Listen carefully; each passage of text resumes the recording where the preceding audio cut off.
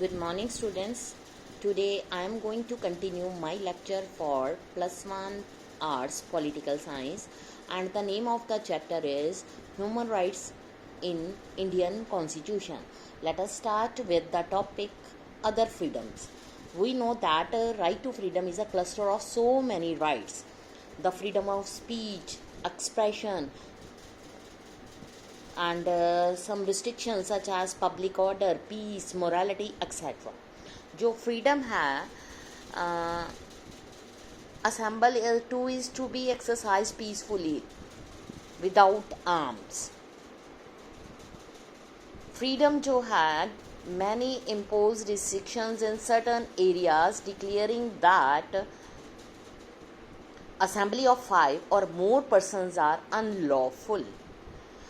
That type of restrictions are imposed by the administration for the security of the people and the country. So there is no violation of right to freedom in such cases, because government always try to impose such restrictions only for the protection of the citizens of the country. Next, right to accused. Right to accused means a person accused of any crime should get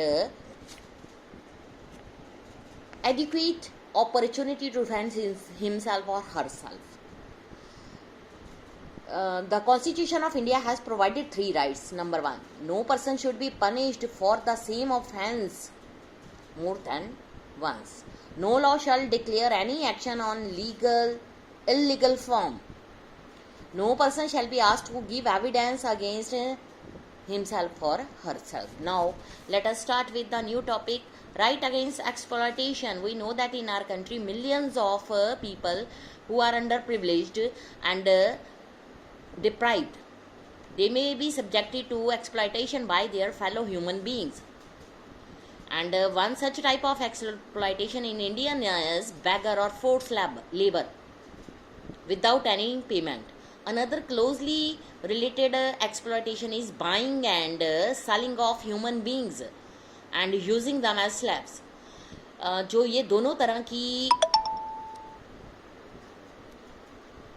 exploitation है, इसको prohibited किया गया है under the constitution.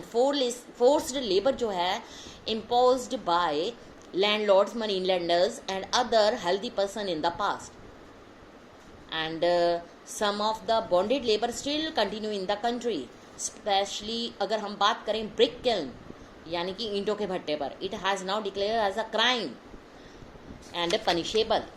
Now next है हमारा right to freedom of religion. According to our constitution, everyone enjoy his religion according to his own choice. This freedom is a main considered hallmark of democracy. So in our constitution, the right to freedom of any religion is given to the citizens of the country. Freedom of faith and worship in India, everyone is free to choose religion. और इसमें हमारे India में ये भी है कि a person may choose any religion और may choose और follow any religion of his own choice. Freedom of religion जो है वो इंक्लूड करती है freedom profess, follow, propagate any religion. जो गवर्नमेंट है इम्पोज करती है restrictions on the practice of freedom of religion in order to protect publishing morality and health. Freedom of religion जो है एन अनलिमिटेड राइट. गवर्नमेंट जो है interference नहीं कर सकती किसी के भी रिलीजन में, लेकिन कई बारी कुछ रिलीजन ऐसे होते हैं जो सोशल इवल को क्रिएट करते हैं, तो उस टाइम गवर्नमेंट को इंटरफेरेंस करनी पड़ती है. For example, in past government has taken steps banning practice like sati pratha, human sacrifice. कुछ रिस्ट्रिक्शन जो हैं वो गवर्नमेंट को इसके लिए इम्पोज करनी पड़ती है. Equality of all religion in our constitution, everybody who adopted any religion and all religions give the equality in our country. We know that India is a country of unity in diversity. there are so many religions like Hindu, Muslim, Sikh, Isai, Parsi, Jain, and all religions give the equal opportunities and equal status. This is the main objective of principle of secularism. Now next है हमारा cultural and educational rights. When we talk about Indian society, we know that in our Indian society there is unity in diversity.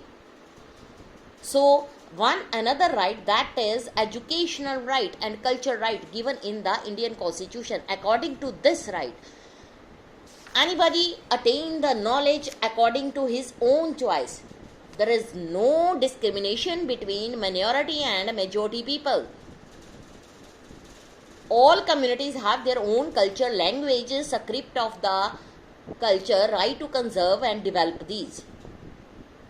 All minority, religious or linguistic, educational institution, they give the education according to their own choice, but there should no discrimination according to religions.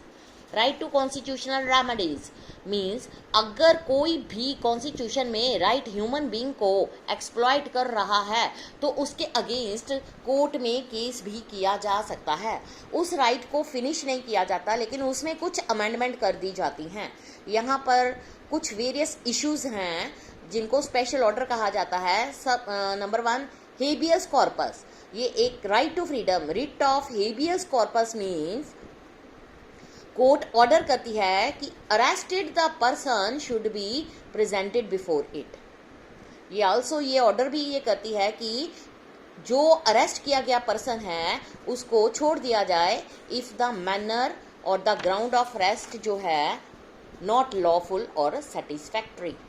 Next है mandamus. Mandamus का मतलब क्या होता है? जो ये writ होती है इशू की जाती है कोर्ट की तरफ से.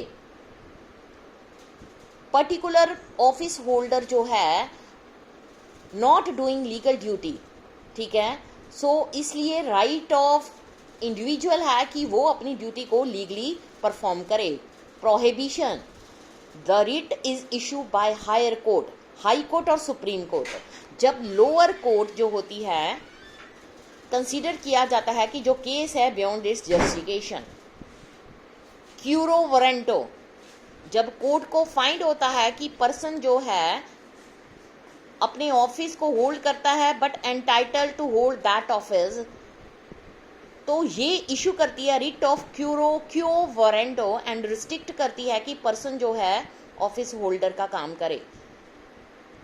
कर्टियोराय. अंडर दिस जो है कोर्ट ऑर्डर करती है लोअर कोर्ट को और अनदर अथॉरिटी को ट्रांसफर कर दे जो मैटर पेंडिंग है before it to higher authority. इस तरह से commission on minority, national commission on minority, national commission on women, national commission on schedule caste बनाए गए हैं जो हमारे इन राइट्स को प्रोटेक्ट करके रखते हैं. ये उसके बाद आ जाता है कुछ डायरेक्टिव प्रिंसिपल. ये टॉपिक मैं अपने कल के लेक्चर में आपको आगे कंटिन्यू करूंगी. Thank you students.